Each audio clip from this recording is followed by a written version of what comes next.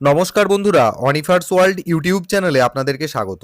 আপনারা সকলেই জানেন যে আজকে সুপ্রিম কোর্টে বকেয়া ডিএ মামলা শুনানি ছিল।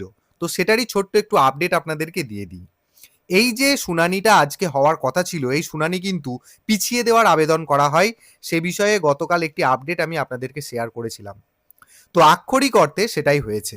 যথাসময়ে আজকে শুনানি শুরু হয় এবং সাথে সাথেই রাজ্য সরকারের সলিসিটর জেনারেল যিনি ছিলেন মিস্টার মেহতা, তিনি কোর্টকে বলেন যে রাজ্যের মুখ্যমন্ত্রী সমস্ত কর্মচারী সংগঠনকে ডিএ দেওয়া নিয়ে একটা আলোচনা করার আহ্বান জানিয়েছেন আগামী 30শে মে 2026। সেটা পিছিয়ে 1লা জুন হয়েছে, তার আপডেট আমি আজকে আপনাদেরকে অলরেডি দিয়েছি। তো সমাধানের জন্যই এই মিটিং উনি ডেকেছেন এবং আশা করা যায় দ্রুত এর সমাধান হবে। সেখানে মামলাটিকে আপাতত শুনানির জন্য স্থগিত করে দেওয়ার আর্জি জানানো হয় এবং মামলাকারী সংগঠনকারীদের উকিল তখন বলেন যে তাহলে জুলাইয়ে নেক্সট শুনানির ডেট ধার্য করুন।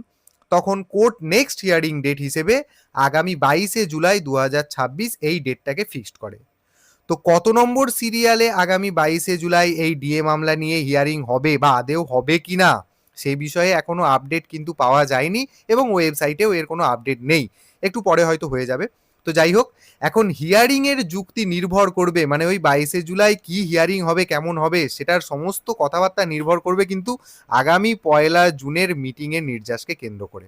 তো এবার দেখা যাক, মানে এই ডিএ মামলা এখন এমন একটি ব্যাপার যেখানে বলা যায় যে রাজ্য সরকারের এই ডিএ দেওয়া নিয়ে বিশাল বড় একটা যোগ বিয়োগ চলছে।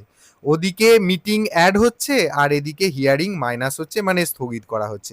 তো দেখা যাক ভবিষ্যতের আপডেট কি আসে, সেই আপডেট আমি আপনাদের সাথে শেয়ার করব। ততক্ষণে ভিডিওটি আপনারাও সকলের সাথে শেয়ার করতে ভুলবেন না।